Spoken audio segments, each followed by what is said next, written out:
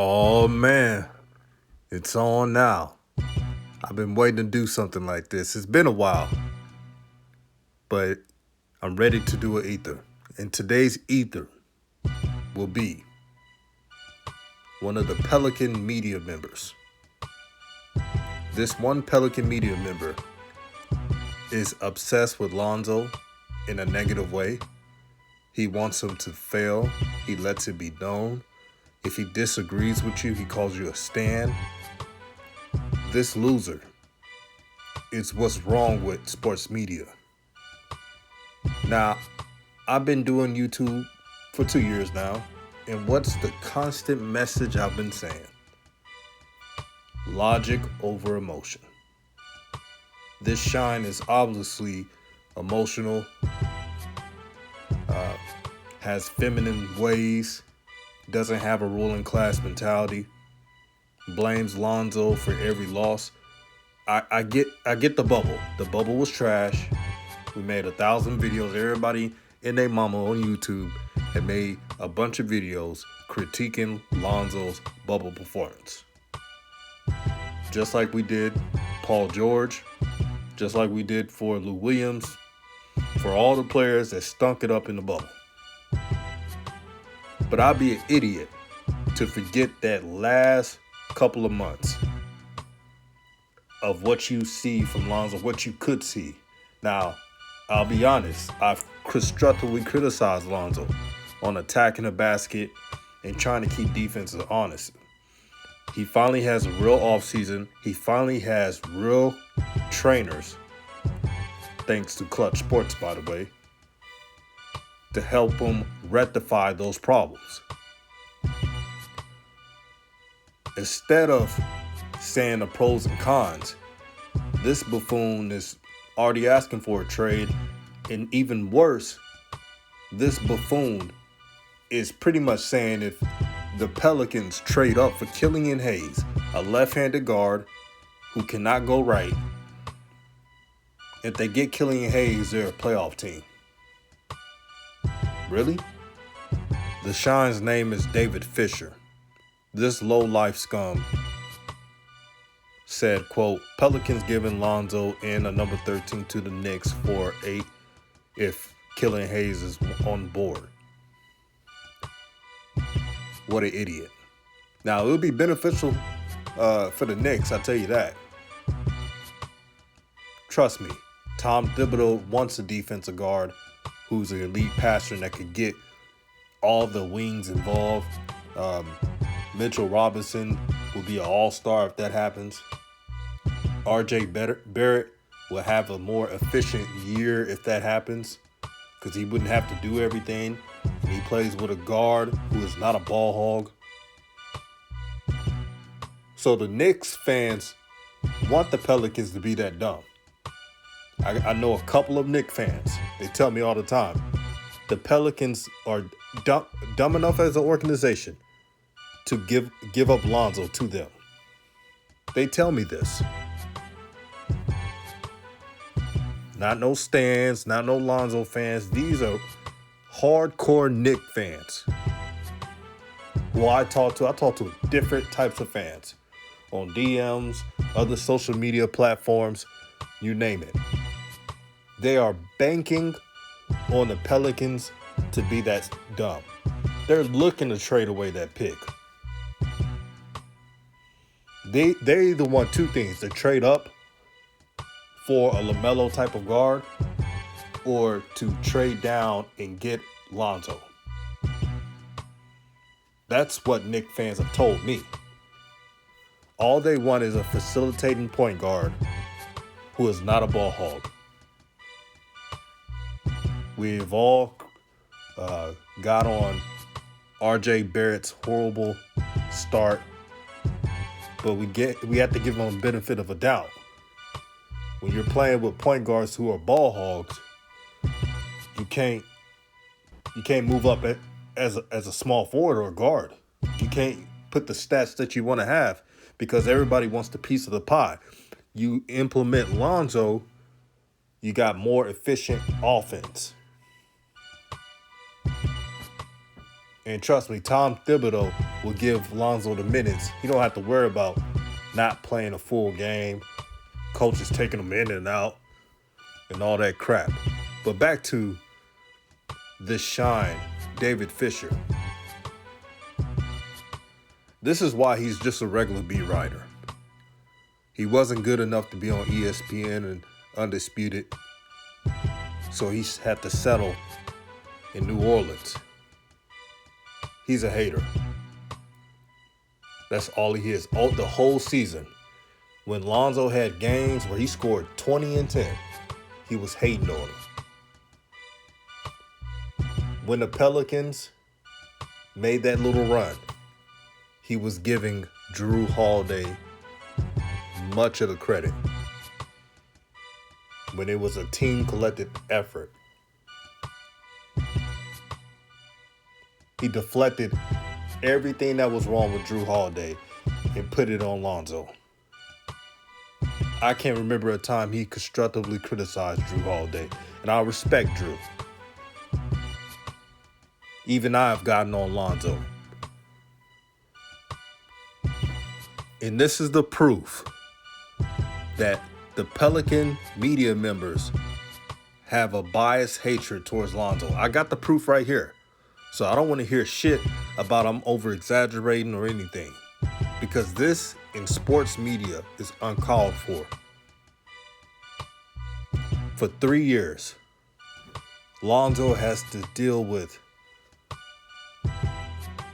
toxicity in the media department. Hatred in the media department. This is the reason why he doesn't trust too many people.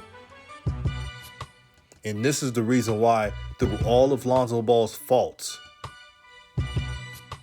it shows you that he is more mentally tough than most NBA players. Look at Kyle Kuzma. Kyle Kuzma had a couple of people making jabs at him, saying, I hope he gets traded, etc. And he deactivates his Twitter. But Lonzo Ball has been called every word in the book. He still has his social media accounts. He doesn't whine about people not liking him. One thing I respect about Lonzo, he doesn't give a fuck. He doesn't give a fuck what you say. He doesn't give a fuck if someone tells him, oh, you care about music too much. He doesn't give a fuck if someone tells him, you don't attack the basket that much, even though I want him to improve. Don't get me wrong. But let me digress. He don't give a fuck. And that's why I respect players like Lonzo. And that's why I respect players like Brandon Ingram. Brandon Ingram doesn't give a fuck. In a good way. You're getting paid millions of dollars and you get to take care of your family.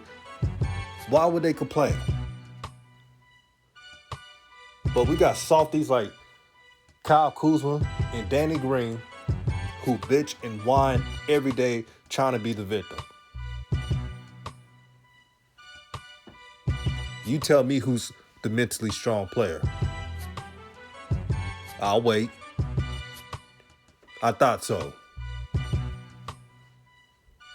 Back to this fool, David Fisher. David Fisher, I don't know who you are, and I don't care to know who you are. But reading your post and reading this right here when you said, quote, I've watched Lonzo, so I don't like him. See, I know what I'm talking about because of the evidence. Keep up. He thinks he knows everything. But he's just mad that my boy Jay Strokes, make sure you subscribe to his YouTube channel, by the way, put him on game. He educated David Fisher. David Fisher didn't even want to listen to the facts. David Fisher was so in love with Drew Holiday. This is the motherfucker that actually believed that Drew Holiday was the star of the team before the season started. And when B.I. began to ball out, and then when not Lonzo, but Zion came back from injury and started to put up points, then he started to get on the bandwagon. And when Lonzo had great games from January to March, he ignored it and said, oh, that's luck. That's a lucky game. Oh, that's lucky shots. If you're putting up the points and stats, it doesn't matter if it's luck or not. Are you putting up the points or stats? That's all that matters. But this is what's wrong with media. This is why I do what I do. Yes, YouTube is not a full-time thing for me, and I don't really care. But it's a hobby I like to do so I can show people that not all in media is bad. There is some good in this. But David Fisher, you're probably not going to watch this video, and I don't really care. But I wish your mother would have swallowed you. Maybe you wouldn't be around to say some idiotic stuff. And yes, I went there, and I don't care. I don't care. I sure did. And before I go, this is the last thing David Fisher said. Obviously, he wasn't listening to Jay Stroke's points. He laid it right out there. And this is what Jay Stroke said, quote, so let's trade a point guard year 4 with experience for a rookie to start over who has no experience, and you have to grow for several more years. I mean, if that's the case, let's trade BI so that we can start all the way over. Let's trade him to get Edwards since we're starting over. Now, before I go on David Fisher's reply, Jay Strokes is right.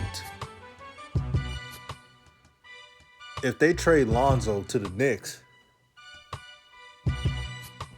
for a trade up of picks to get a left-handed point guard who has no experience and needs some time to develop, this ain't the 2003 draft where players are like, they could be a star from day one.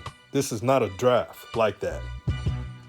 There's good players, but reading through David Fisher's post, he's talking up Killian Hayes like he's James Harden. I mean, you hope he could be a Manu Ginobili, poor man version of it, since he's a lefty. But this is unbelievable. Did you not realize that Lonzo Ball never had an offseason? How about this? How about you wait and see how he plays for the first 2 months? And if he stinks it up, then you trade him. That's what smart teams do.